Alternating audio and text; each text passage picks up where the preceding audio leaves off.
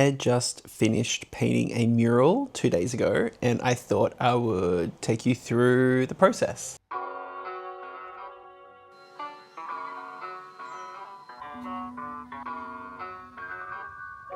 Hello friend, welcome back. Or if you're new to the channel, welcome. My name's Jeff.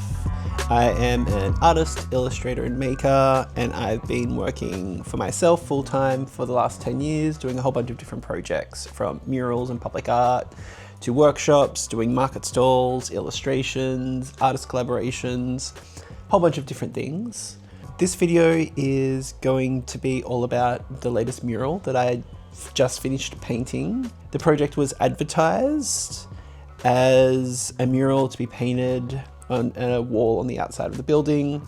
They also wanted to have their local community involved in the process in some way, and I applied and I got it, which was really nice and exciting. The theme is a community garden, so I wanted the design to be an extension of the outdoor space where the mural is going to be painted. So in this video, I'm going to take you through really quickly the beginning parts of how I designed it, and then I recorded a lot of the painting process as well.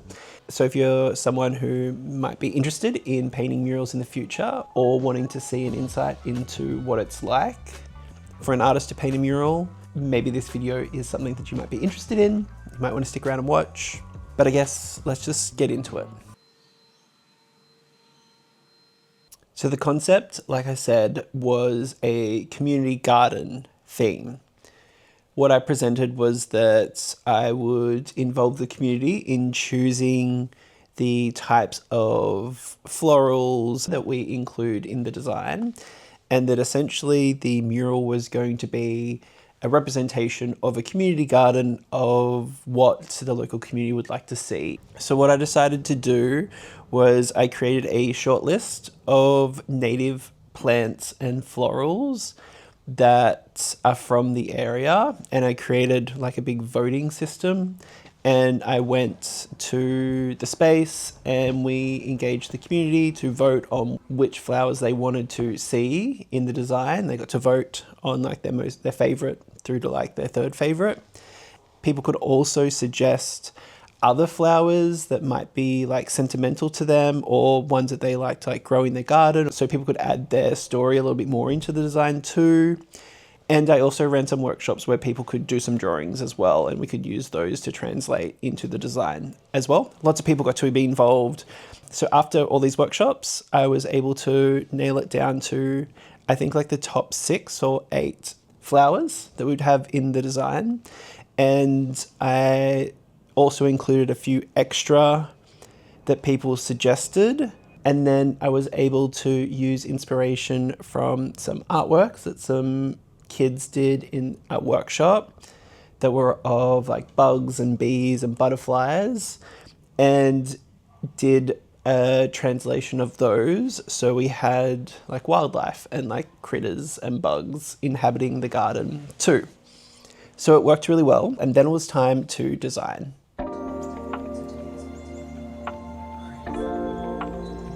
I spent quite a bit of time researching different reference photos for all the different flowers, and I knew that the style had to be sort of like recognizable for people to see what the flowers were, but also have it exist within my sort of Jeff world and my interpretation of it.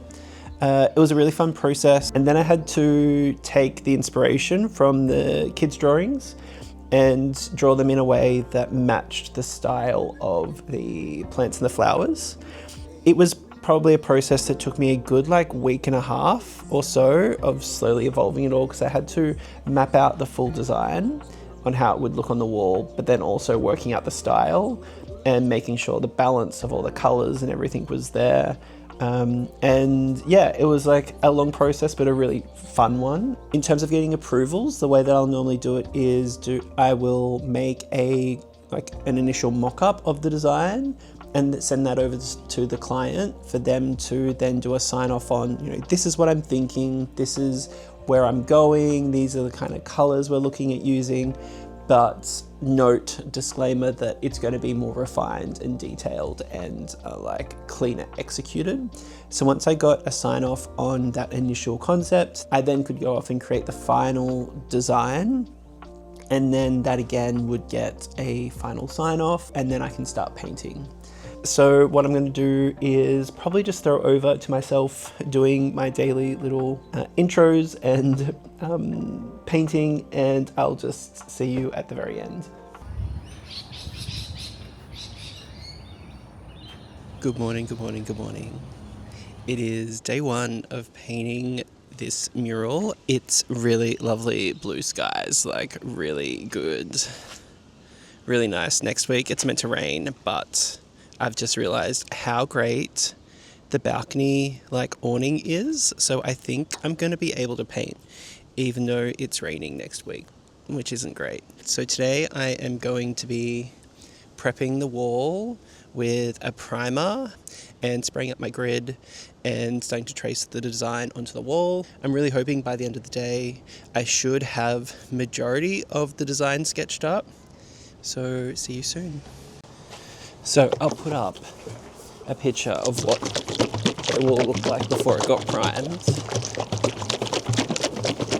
So the thing about this wall was that it had so many coats of paint on it. Like, I've never seen so many coats of paint on something before. And in order for me to paint onto it, I had to get them to strip it back, because as soon as you just like picked at it, bits of the paint would come off, and I did not want to paint over the top of it and have within like, all it takes is one person to go along and pick at the design, and then it's starting to decay. So they got in some paint, like professional paint people, to strip it back and use this. I wish I came out and saw it, but they used this stripper thing that just like, takes everything off. I'm glad I didn't have to worry about it myself. It definitely would have stressed me out. And so what I'm using now to prime the wall, normally I would just use a regular concrete primer because it's a concrete wall, but I spoke to my paint suppliers and they said because it's had so many coats of paint over it, and there are sections where there's still little bits of paint that are stuck on, even though they've sandblasted it and everything. They said to use this particular type of primer, kind of think of it as if there's like glue in it. There's not glue in it, but like it binds porous surfaces together a bit more and makes it less likely that they will sort of flake or decay. So that's what this primer is. I've never used it before, but hopefully it works and does its job. And then the door I'll do in a different primer because it's a different material. It's a pretty pleasing process to do undercoat because I get to start with like this really nice flat color. It's like a clean surface for me to start with. And it's obviously really important for especially outdoor murals to make sure you have the right undercoat on it, because if you put the wrong undercoat on or you put no undercoat on, the artwork could peel, it could like not bond to the surface properly, and over time it just might not last as long as you want it to. And I really don't want to have to put in all the effort and then see it all just like fall apart or like scratch off really easily. All those kinds of things that you see on Instagram in like those reels of artists who have done the wrong thing, unfortunately. So it's happened to me before. I've learnt my lesson. This is also my new hoodie that my paint suppliers gave me, and it's so white and new, but I've made some little marks, which is great because I hate a fresh white thing. And this is the only time you're going to see me in white. It's been 2 hours and the wall is now primed, and it's now time to start the spray painting to do my stencil. It's so nice and white. Such a nice fresh canvas.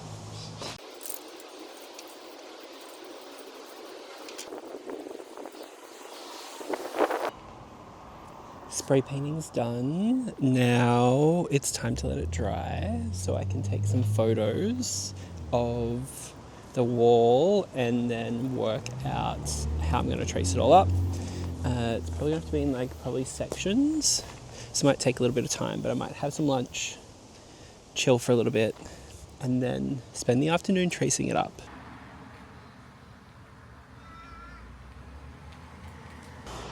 So I took my photos of the wall. I did a few different ones in sections. Thought I was going to have to trace it up in sections because I didn't think I'd be able to get the full wall in one shot, but I did.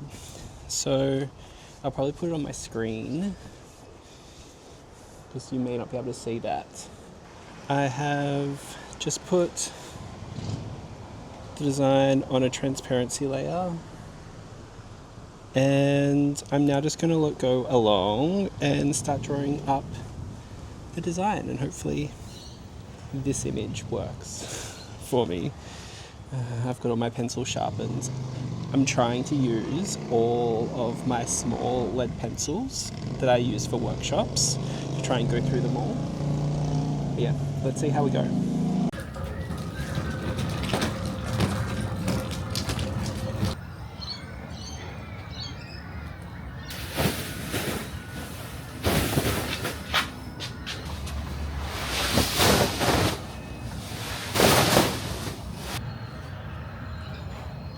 Morning. So it's day one of painting, and I've gotten here really nice and early for me. When I do murals, I definitely try and take advantage of the full day and do extra long days.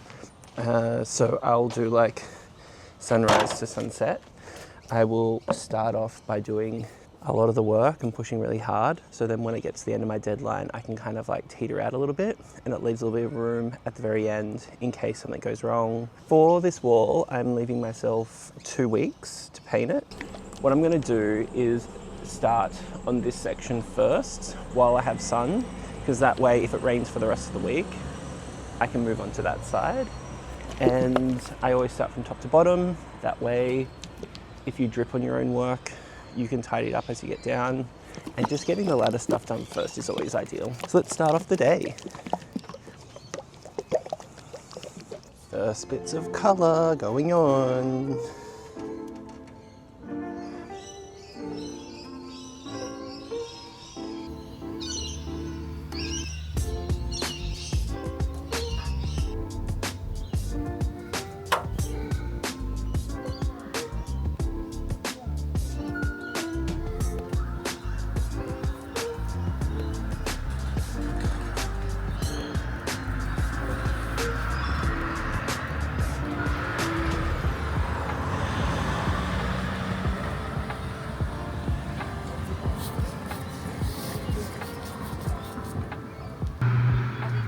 Now, something I'll always do at the start of a mural is I have my design printed off at different scales, and I have a list of all the paints on my phone, and I'll go through and I'll number all the paints so they are really easy to find. So I'll start with like 1, 2, 3 for like light, mid and dark tone.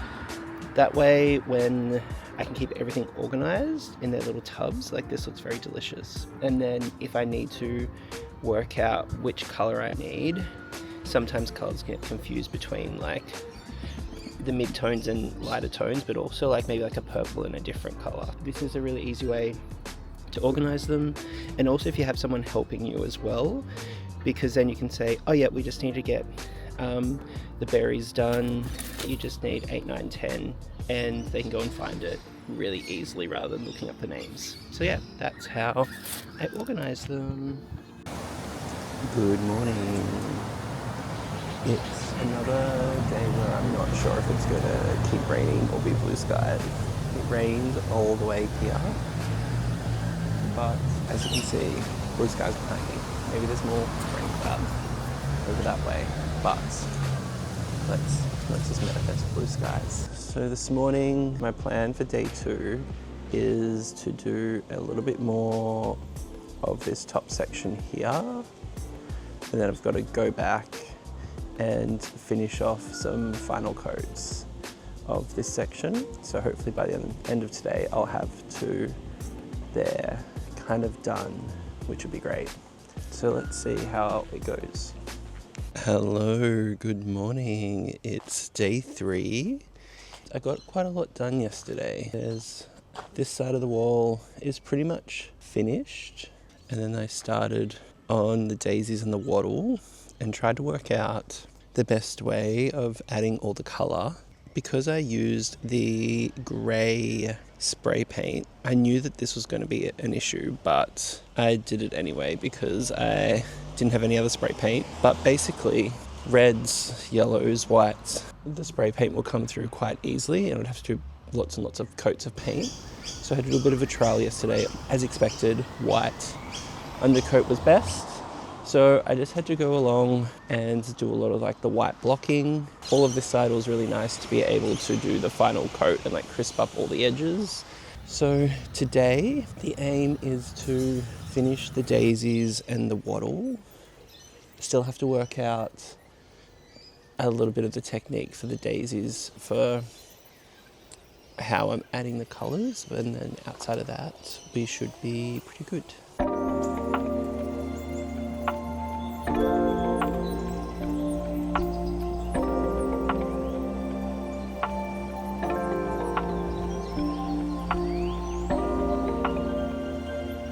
So this is just a test to make sure everything's going to work okay for the process for each of the daisies. And this is one of my favourite brushes. And I just cut all of the brush hairs on either side so it's nice and thin. I actually did this a few years ago when I was painting a mural, and I didn't have the correct brush with me. And it was the end of the day and I wasn't going to be able to buy it. So I was like, what am I going to do? What am I going to do? And I decided to just make my own brush. And this one's just really great for those first initial layers. I much prefer to work with flat brushes than like round brushes. I feel like I can get better coverage, crisper lines, and just better like paint flow. Better accuracy. So it's day 4. And I went to the movies last night, so I'm a little bit tired, but it was worth it.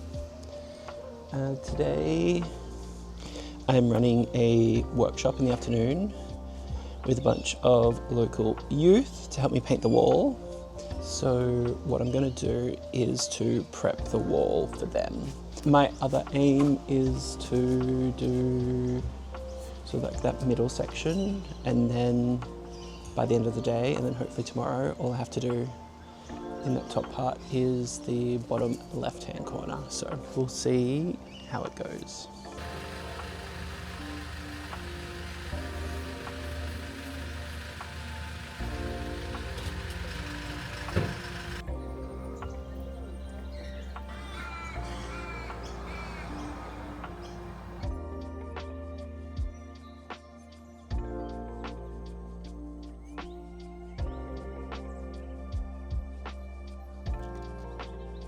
Last night I ran a workshop with some local youth, and they did a really good job painting up everything. I had 6 people in total, and a lot of what I will do is do things like this, where I'll just block out some of the colour in the different sections of what they need to fill in, and they get to fill it in. I'll show them some techniques on painting onto the wall and just like loading up your brush and not putting too much paint on there. And just answering any questions they might have about how do I draw the design up, choosing colours, the design. All the time I get asked about just my job in general, like do I do this every day? And I just think it is a really exciting thing that I would have loved to have done when I was a kid, or even just like a young artist in general, seeing an artist do this professionally and just being like, okay, this could be a possible career in the future is just really exciting. So I really like it for that reason. And then I also like it because then they get some investment in the artwork as well. So they were really excited to know that they can come back at the opening and be like, I helped paint this section of it. And yeah, it's just a great way to do the community connection to the artwork as well. I'm going to work all day today and partly tomorrow, and my aim is to have all of the top section done. So I still have to do a bit down that end, which I'll show you now. I started the bottle brush yesterday and the red was looking really intense in comparison to everything else, but that's just because it was just the only part of red on the wall. There's going to be red down here and some more bottle brush down that end, and so it's going to be fine. It is funny to also look at that red and that red are the same, but like this one looks much lighter because of what is next to it. Like the pastel-y lighter red next to it makes it feel more warmer than this one down here. But yeah, color theory, kind of wild. So today I need to finish this section here. That's where the place's logo is going to go. I'll do that at the end. I'm going to fix up some of the outlines of the the orange of the Banksia, finish the butterfly and the wattle and the bee, and there's one little bit down there at the dandelion as well that I just need to fix up, and then the top is done, and hopefully I can get that all done in 2 days, and then I can say I'm on track. It would just be great if it was.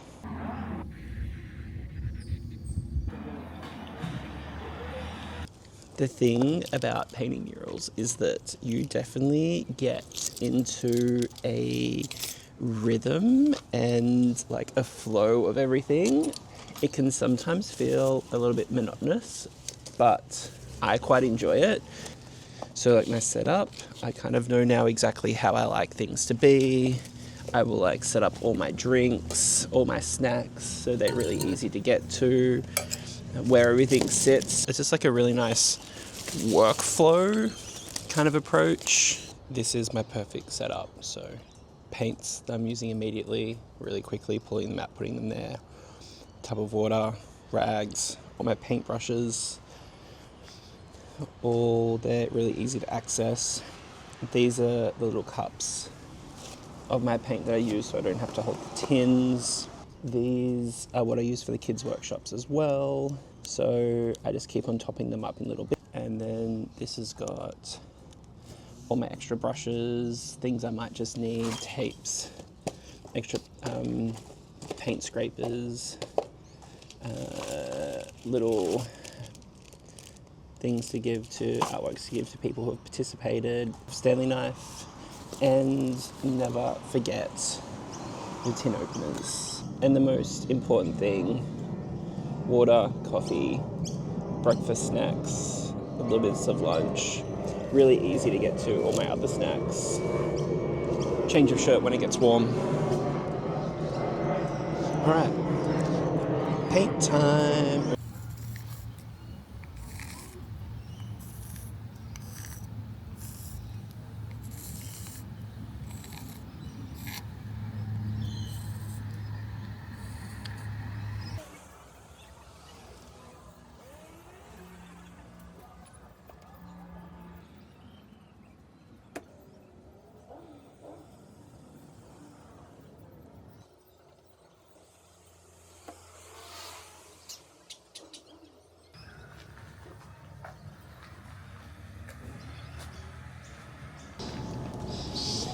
Good morning.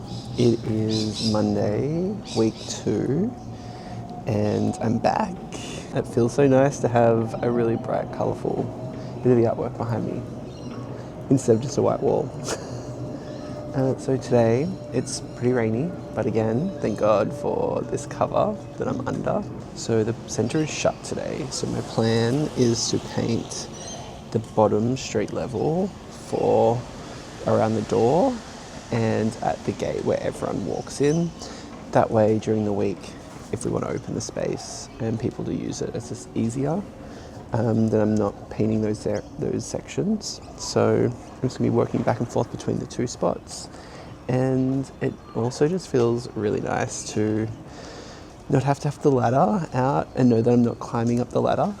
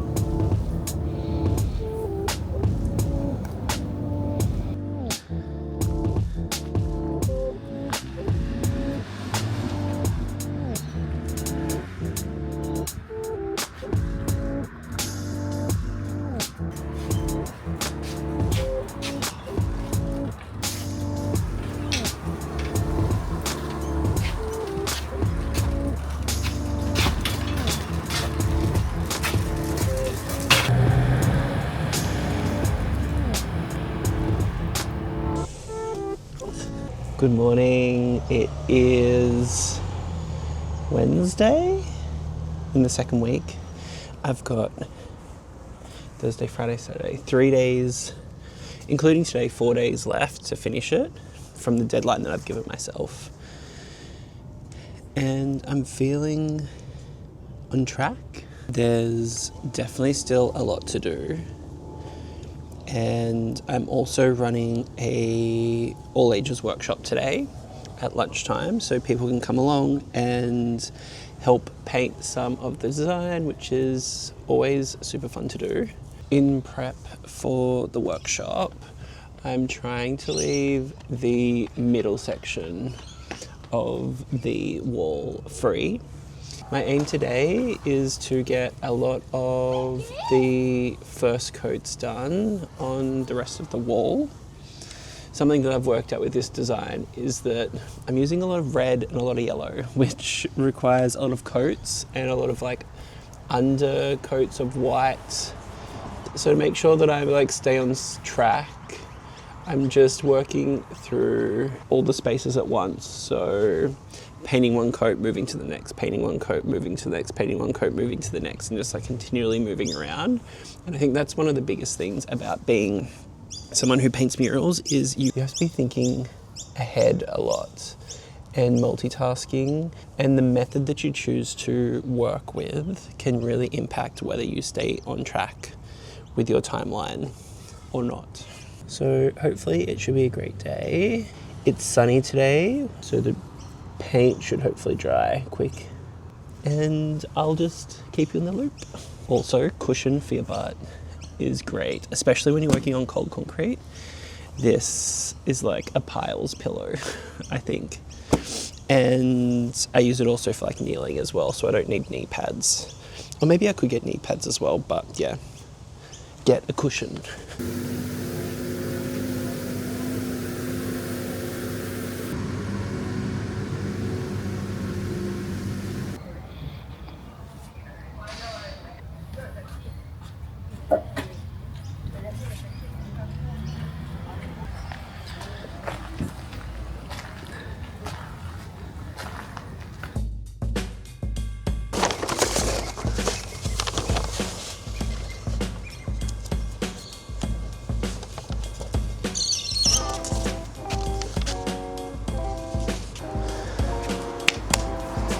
It's gonna fit.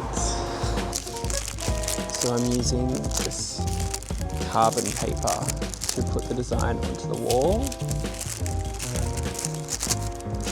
Memory, it's this way. No. This way, that way.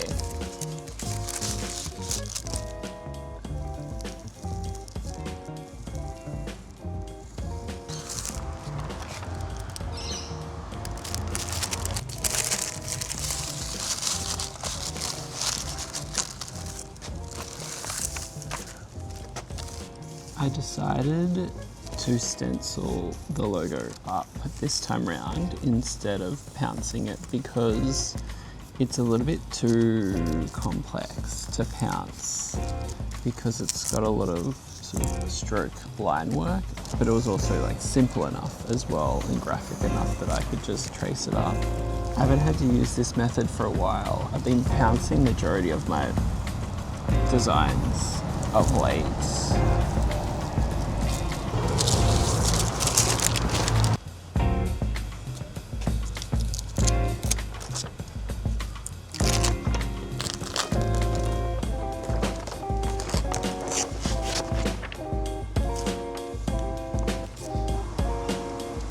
Okay, so it is there, you just might not be able to see it, so it has worked. I didn't want you to think I was revealing nothing, and it hasn't worked, but it definitely has worked.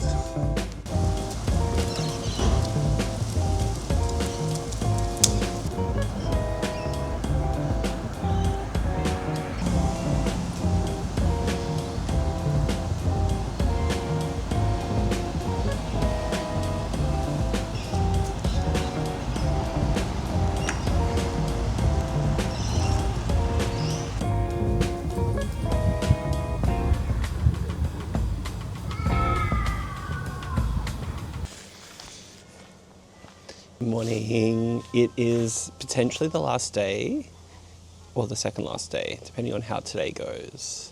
Yesterday was really productive. I got the logo up and also started on these flowers here, which have been quite complicated and just time consuming to get all the red stems done. So today I've got to do the butterfly, some daisy detail, some final coats in this section. I've got to do all the little yellow parts in these flowers, finish the final coat here, and then the stems on the bottle brush. So it's still quite a lot. And the snail. But I think I can do it. At the very least, if I have to come back here tomorrow for a few hours, that's fine. So we have exciting news. The mural is done. It's now been 2 weeks since I have finished the mural, and I have rested. I have put everything away in the studio. The client has signed off on it, which is probably the most important thing to do first. They were really happy with it. That last day of painting ended up being quite a full day. There was a lot of little final detailings that I would just kept on finding the whole time. But I am really glad that I was able to stick to my 2-week window. So it was 12 days in total of painting. Oh my God, that sun. I'm catching the last little bit of sun that is around today because it has been still so rainy. It hasn't stopped since I started the mural like 3 weeks ago. And this sun is really coming out now. I feel like a cat or a dog like lounging in the sun. Where was I? Now that it's finished, the client is now going to get some professional painters to put an anti-graffiti coating over the wall. It's a 2-part solution that gets mixed up and you roller it on like a varnish. There are a few different types, or I guess qualities, of anti-graffiti coating you can put on a wall. When I spoke to one of the painters that did one of my previous murals, he said basically the one you want to go for is the more expensive one because it can take more cleaning. So essentially, once you varnish the wall with the coating, then it doesn't matter if someone spray paints it or tags it or paints over it. You can pressure wash and scrub off the graffiti and it's going to protect the design underneath. And it allows you to clean it like quite a lot of times. So when a mural needs to be like a 3 to 5 to 10 year lifespan, which is what a lot of clients often want, it's better to go with the more premium varnish because apparently what he told me is that some of the cheaper versions only give you sort of 2 to 3 times of cleaning the mural before the varnish has been taken off and then it's back to just the paint. So going with the more expensive one is the better option. So they're going to get that done, which is also great because I don't do it. I don't paint the coating on because it can also be a very temperamental thing. It can turn really milky if it's not put on properly. It can be impacted by the weather, by humidity, if the wall is wet or like damp or moist. So those things scare me way too much to do it myself. So I always say, let's get the professionals in to do it, and that way they can guarantee that it's put on properly. I would hate the idea of rollering on a varnish and having like streaks of like milky varnish over the top of it and it just looking terrible.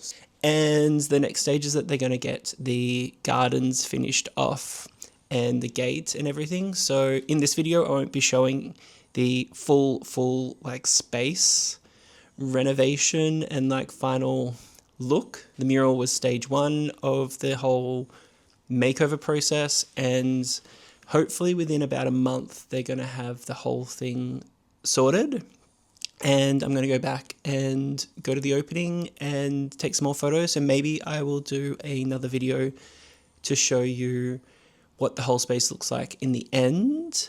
Or if you want to go over to my Instagram, that is the other place where I'll be definitely sharing what it looks like. On my website, you can do that. One thing that is annoying about the footage that I took that I'm showing you right now is that I forgot how dramatically the lighting changes throughout the day. And for my photos, I really should go there in the mornings because there is an awning that goes over the wall. It means that in the afternoon, when we get afternoon sun, it casts a really harsh shadow through the middle of the wall. And that's why my footage is the way it is. And there's a big blurry spot in the bottom left-hand corner. And yeah, it's just really uneven. So for my professional photos, what I like to do is try and have full sun on my artwork because full, like, natural sun is most even lighting. If I can't have that, then dappled lighting is okay. But yeah, I went out there the other day when it had stopped raining and I just didn't really think about the time of the day. So I'm trying not to be a perfectionist about it. That's why I've used this footage, because you can still see what the wall looks like. And I'll just go out there in another month's time when we do the opening and I will take photos of it in the morning, normal lighting, and then I'll just have two options. I don't want to overthink it, which I did when I got out there. I was like, oh no, this is a waste of time, but it isn't. It totally isn't. It's really, I guess it's good to be able to show the wall in different lighting situations, maybe. Let's look at it that way. So hopefully you enjoyed this video and taking you through the process of what it's like to paint a mural. If you have any questions or any thoughts or your favorite part of the process, feel free to let me know in the comments below. You can also find me on Instagram and LinkedIn and all those kinds of things. So feel free to connect with me there. And with that being said, I will see you in the next video. Bye.